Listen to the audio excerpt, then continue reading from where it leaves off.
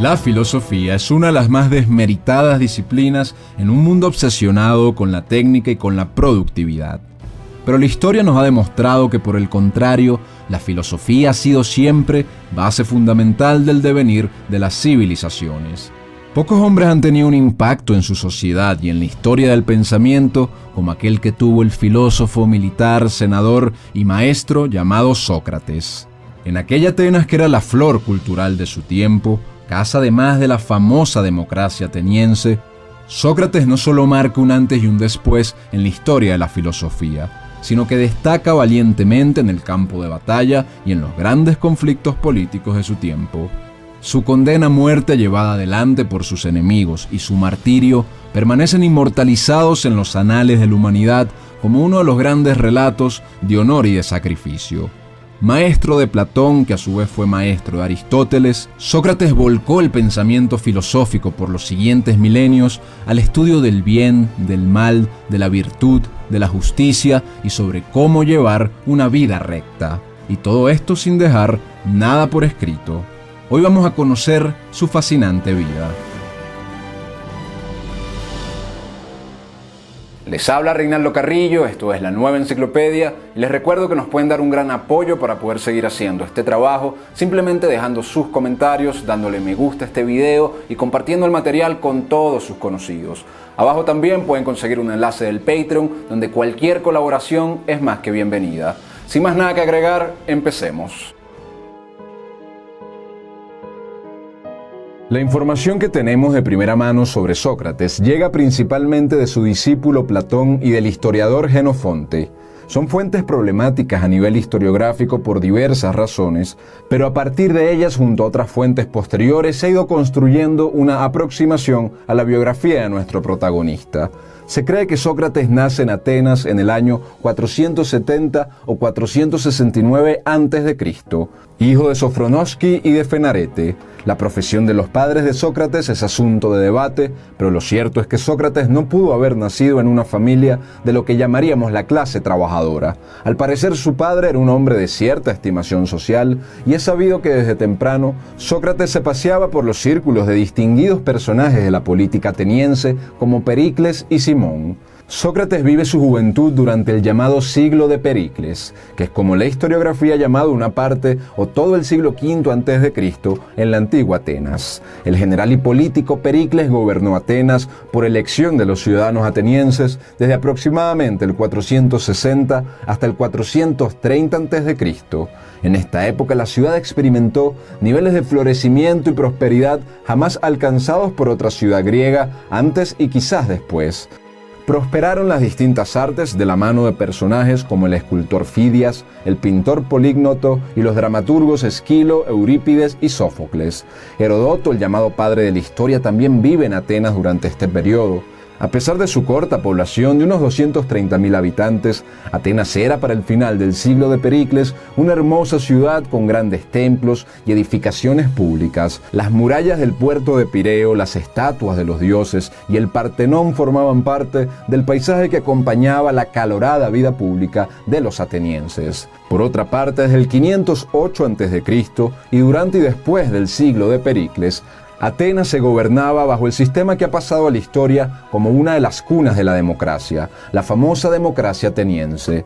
En este régimen de democracia directa, que tenía diferencias sustanciales con la democracia moderna, los varones adultos atenienses de nacimiento que hubiesen cumplido el servicio militar sin necesidad de poseer riquezas, pero que si estuviesen libres de deudas, podían ejercer participación directa por medio del voto o siendo electos en órganos como la Asamblea, el Consejo o el Senado de los 500 y los tribunales de justicia de la polis griega. Por otra parte, una mayoría de los cargos públicos eran elegidos por sorteo, y estos eran de corta duración.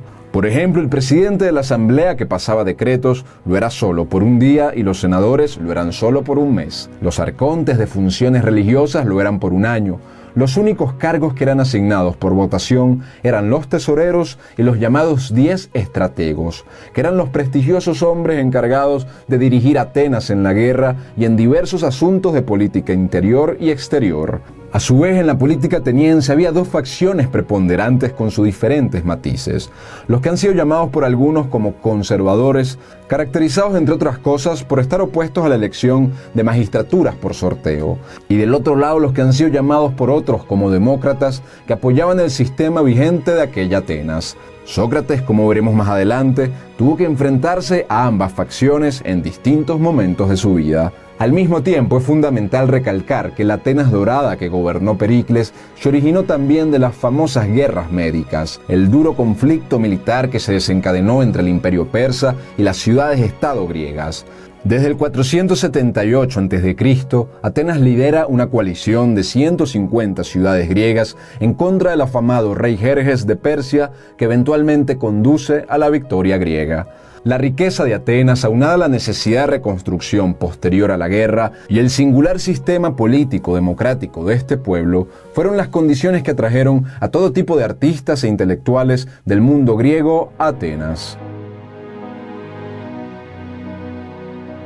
Es en esta Atenas de cultura y de política, pero también de guerra, en la que nace Sócrates. Así que volviendo a nuestro personaje, sabemos que Sócrates inicia sus estudios probablemente a los 7 años en alguna escuela pública. Esto era lo común en Atenas. Allí se le enseñaba a los niños atenienses la literatura corriente de la época, como la del poeta Homero. A partir de los 12 años, los jóvenes se iniciaban en la gimnasia. Al parecer, Sócrates demostró un profundo interés desde el inicio por el estudio de las distintas áreas del conocimiento. En un principio fue aficionado al estudio de la naturaleza que estaba en boga en la filosofía de aquel entonces y se fue familiarizando con las diversas ciencias de su tiempo. Sin embargo, poco a poco Sócrates empezaría a desentender de las corrientes filosóficas de su tiempo y vendría a marcar un antes y un después en la historia del pensamiento, como veremos más adelante.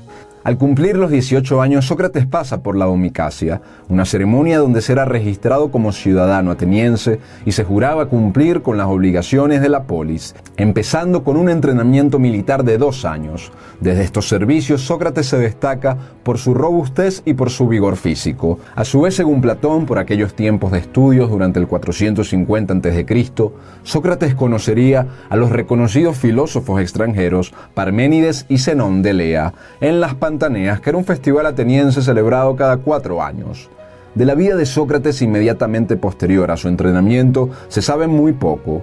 Todo parece indicar que quedó como sucesor de Arquelao en la escuela de filosofía cuando éste se retira de Atenas, confirmando así el nivel de superioridad que ya desde joven tenía Sócrates en aquellos círculos. Para antes de llegar a los 40 años, ya Sócrates se había granjeado una gran fama como intelectual en la antigua Grecia, atrayendo estudiantes de ciudades como Tebas, Mégara, Elis y Flio en Grecia o Cirene de Libia. En una obra de Aristófanes, pocos años después de aquellos días, se retrataba al Sócrates de esos primeros años de forma caricaturizada como un sofista que regentaba a unos ascetas harapientos con raras creencias espirituales e interés por las ciencias.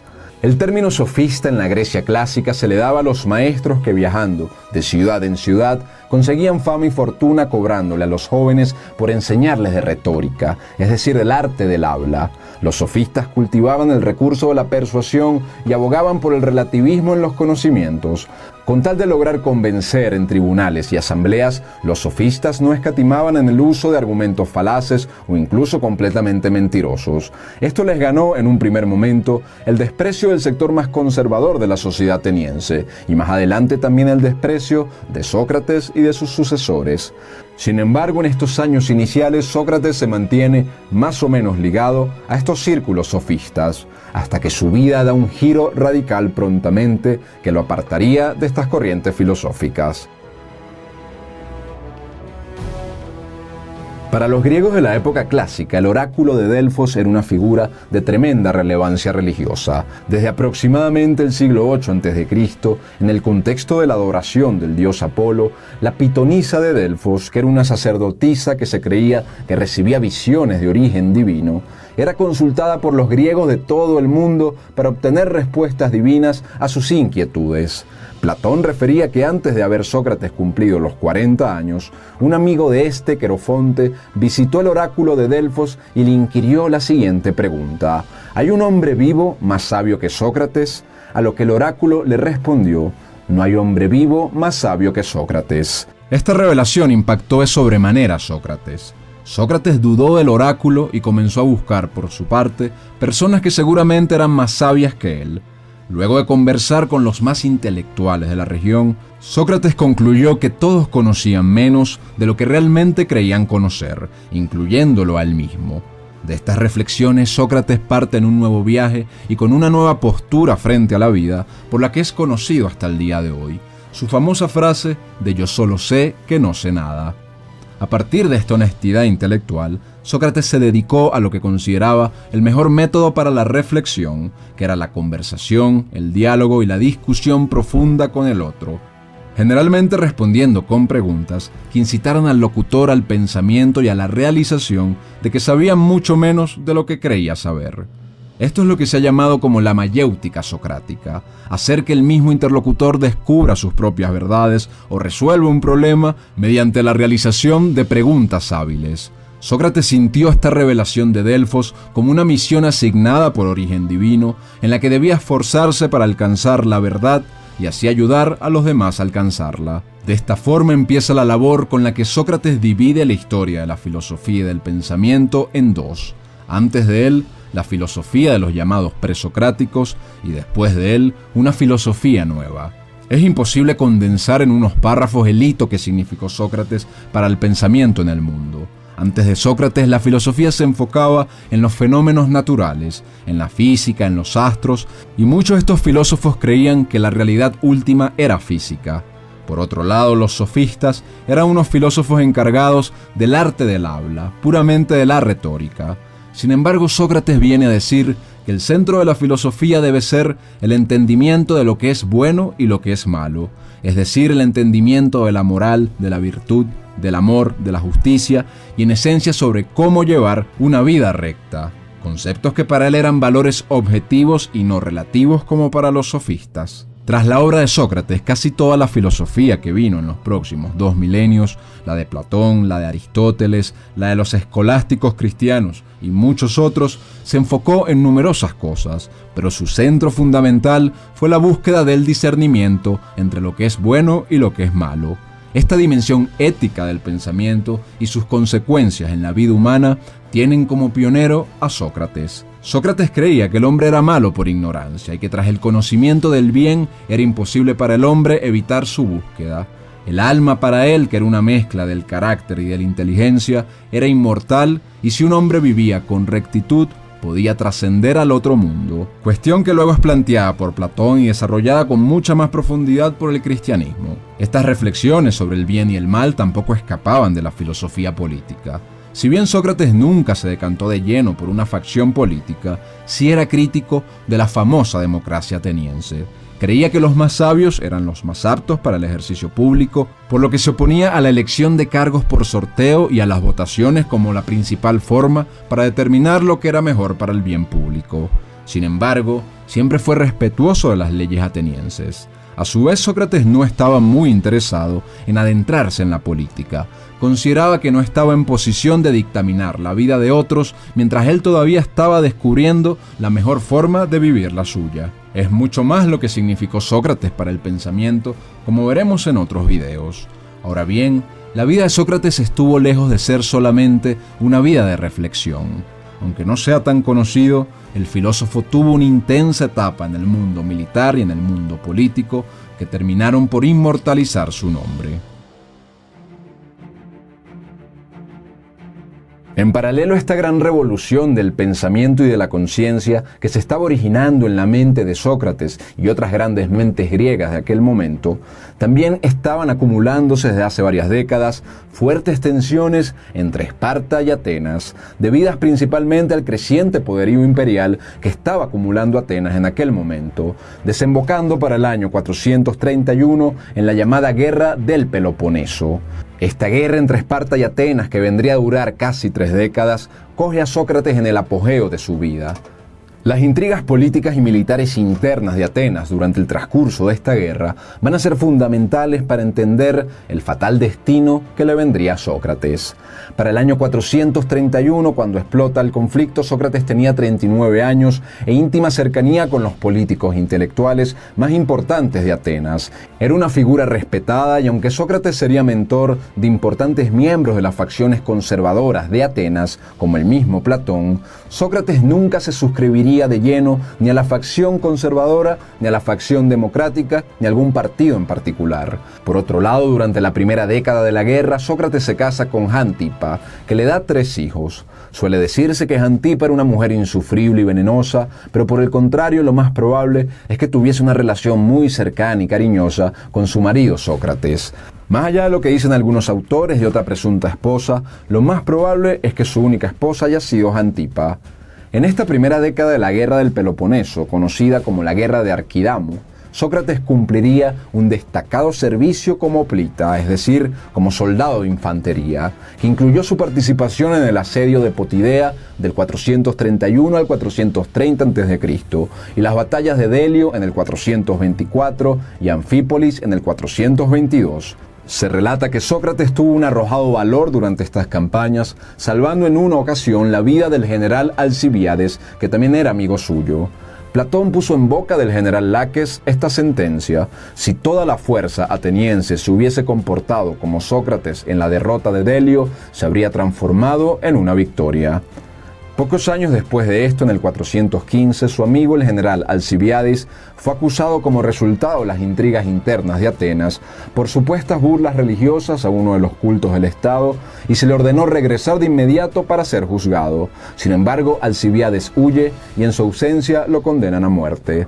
En represalia contra los demócratas que los habían expulsado de su país, Alcibíades y varios de los líderes conservadores que fueron exiliados durante esta época terminaron luego ayudando a Esparta en su guerra contra Atenas, con el fin de que luego ellos accedieran al poder. Esto causó que hombres importantes de la política ateniense arremetieran también contra Sócrates, que si bien nunca había hecho esto, era muy cercano e incluso había sido maestro de estos llamados traidores de Atenas. La situación de guerra era crítica para Atenas en aquel entonces, y para aquellos años, por sorteo, Sócrates termina siendo electo para participar en el Senado. A pesar de que consideraba la política como un obstáculo para su misión divina dedicada al saber, Sócrates no podía negarse a esto.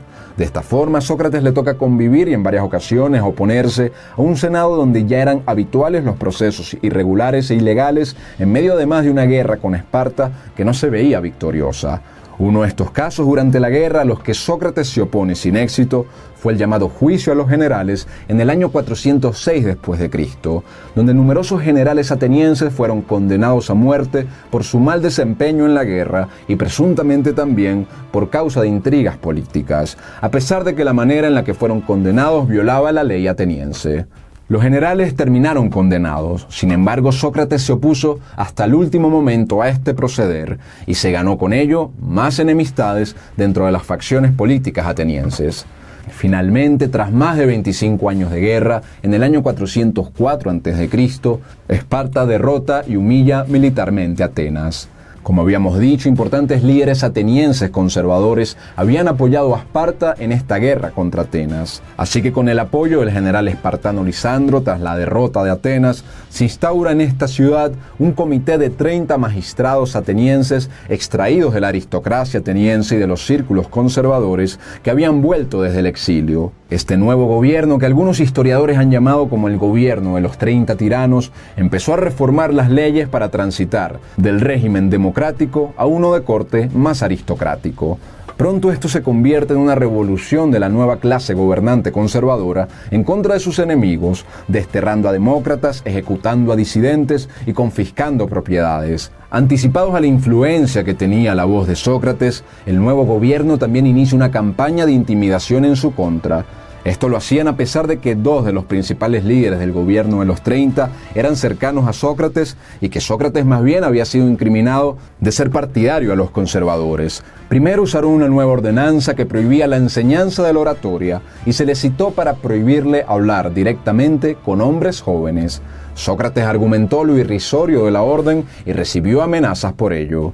Poco después, en medio de las purgas revolucionarias, Sócrates y 4 ciudadanos más reciben órdenes de las autoridades de arrestar a un ciudadano ateniense, cuyas propiedades iban a ser confiscadas por razones políticas. Pero Sócrates desobedece la orden, dando pretextos para pagar con su vida. Sin embargo, para su suerte en ese momento, aunque para su desgracia después, los exiliados de las facciones demócratas de Atenas logran reagruparse y atacar de nuevo la ciudad en el año 403 a.C., logrando exitosamente una capitulación negociada del gobierno de los 30, retomando el poder en Atenas y reinstaurando el régimen de democracia directa y elección por sorteo. Ahora bien, en este nuevo cuadro político, hay que recordar que 2 de los 30 magistrados conservadores derrocados eran Critias y Cármides, primo y hermano de la madre de Platón, y que, como habíamos dicho, eran amigos de Sócrates también. Y aunque Sócrates se opuso al régimen de los 30 tiranos, igualmente actores políticos de Atenas de las facciones democráticas se aprovecharon de esto para señalar a Sócrates nuevamente como mentor de los traidores oligarcas que habían vendido Atenas, siendo Sócrates cercano a los círculos aristocráticos y bajo la nueva inestabilidad de la nueva democracia, grupos de las facciones demócratas empiezan a conspirar contra él y otros percibidos como enemigos.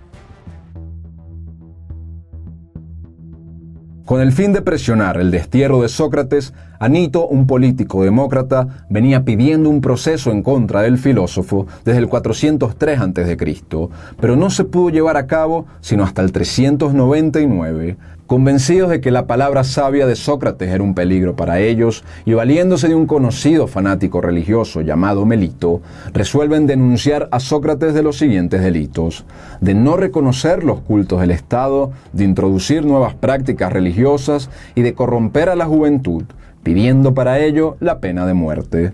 Los delitos religiosos eran procesados en Atenas por un funcionario llamado rey.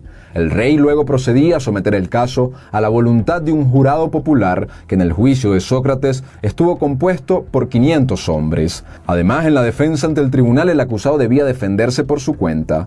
Lo que sabemos del juicio nos llega principalmente de la Apología de Platón, que era discípulo de Sócrates durante algunos años antes de su juicio, y según nos cuenta, estuvo presente en este. Una reconstrucción del mismo sería: durante el juicio, Melito, el acusador principal, se pronuncia de primero: Sócrates había corrompido a la juventud a través de la propagación de teorías naturalistas sobre los dioses, además de actuar como oráculo sin autorización. Luego Anito acusa a Sócrates de críticas a las instituciones democráticas, basado en las críticas que Sócrates había hecho desde siempre a las elecciones por sorteo. Finalmente llaman a sus testigos, personas que habían sido ridiculizadas por Sócrates con anterioridad. Sócrates no preparó su defensa para el juicio, sino que prefirió improvisar. Ante la acusación de Melito, responde que la segunda parte se contradecía con la primera. No podía Sócrates actuar como un oráculo siendo una suerte de ateo, que era lo que Melito proponía en el primer enunciado. A su vez, también negó sentir interés por las ciencias y argumentó que su influencia en los jóvenes, lejos de ser perniciosa, servía para mejorarlos. Como prueba de ello, también utilizó la anécdota del oráculo de Delfos. No podía ser, además, argumentaba Sócrates, un sofista como lo acusaban, pues no cobraba la enseñanza y más bien se dedicaba a demostrar la ignorancia y la falsedad de aquellos que se presumían sabios. Sócrates también recordó al jurado cómo se opuso al régimen de los 30 tiranos y cómo también se opuso al juicio de los generales en el año 406, como les contamos previamente. Seguido de esto se produce la votación. Los jueces votan 280 contra 220 a favor de la culpabilidad de Sócrates. Sócrates, como era común en estos casos, tenía el derecho de elegir un castigo alternativo a la pena de muerte. Anito esperaba que eligiese el destierro como hacían muchos y con ello todos quedarían satisfechos. Pero por el contrario, Sócrates replicó que no era culpable de nada y que por la ardua labor de servicio en cumplimiento de su misión divina debía más bien ser recompensado con altos honores en Atenas. Sócrates entonces ofreció pagar la risible cantidad de una mina, que era lo que tenía a la mano. Y si no querían aceptar una mina, sus amigos podían pagar 30. Parece ser que los jueces se sintieron burlados y votaron a favor de la pena de muerte con una considerable mayoría. Frente a esto, Sócrates responde y profiere un discurso al jurado, donde asegura que para los hombres virtuosos la muerte no es sino un beneficio. Después de su muerte, dijo, no le esperaba más que felicidad eterna en el otro mundo, donde conversaría con los sabios jueces de los muertos, que seguramente revertirían la sentencia de los jueces terrenales. En el más allá discutiría con todos los hombres virtuosos que han sido acusados injustamente y nunca se les juzgaría por su filosofía. Luego de su discurso, Sócrates es entregado al órgano encargado de suministrar justicia.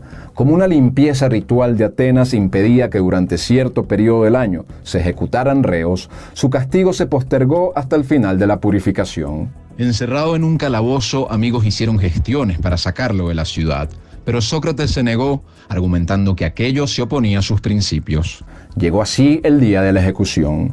Sócrates despachó a su mujer e hijos que lo acompañaban desde el día anterior. Conversó felizmente con sus amigos sobre el cuerpo como una prisión del alma inmortal y se entrevistó durante varias horas más con su familia. Finalmente, el funcionario encargado de su ejecución fue a despedirlo visiblemente entristecido y refiriéndose a él como el hombre más noble que jamás hubiera conocido. Le fue llevada la copa que contenía la venenosa bebida de cicuta que lo convertiría en un mártir, y la bebió sin asco. Los amigos empezaron a llorar histéricamente, pero Sócrates llamó a la calma, dio unas vueltas por el cuarto y cuando empezó a sentir parálisis se acostó y cubrió su cabeza. Dijo unas últimas palabras: Critón recuerda pagar el gallo que debemos a Esculapio. Sin que se sepa ciencia cierta qué quiso decir con aquello, el cuerpo sufre una pequeña convulsión. Sócrates había muerto. La historia de Sócrates es a todas luces la de un hombre noble que vivió y murió por sus convicciones. No sintió temor alguno ante la muerte y quedó ante la historia como un mártir filósofo. Sus aportes a la filosofía son del mayor orden. Esta disciplina divide su historia en dos, gracias a la búsqueda de Sócrates para discernir entre el bien y entre el mal, cuestiones casi olvidadas por la filosofía de hoy día. Padre de la dialéctica socrática, la ética y precursor de la teoría de las ideas, los conceptos que concibió Sócrates llegaron hasta nuestros días en las obras de Platón y de sus sucesores. Con un historial de servicio a su patria, Sócrates luchó fervientemente contra la ignorancia, el engaño y la maldad. Sócrates nunca fue reservado con lo que él llamaba su misión divina, ganándose enemigos entre los sofistas y la clase política, pero también amigos que lo amaron grandemente y perpetuaron su pensamiento en la historia. Quizá tenía razón el oráculo de Delfos cuando dijo que no había hombre más sabio que Sócrates. Muchas gracias por haber visto este video, espero que les haya gustado y no olviden que es muy importante para nosotros que puedan suscribirse al canal, dejar sus comentarios, compartir el video, seguirnos en nuestra cuenta de Instagram llamada La Nueva Enciclopedia y sobre todo que nos colaboren en nuestro Patreon con cualquier ayuda que nos puedan dar. Muchas gracias a todos y que Dios los bendiga.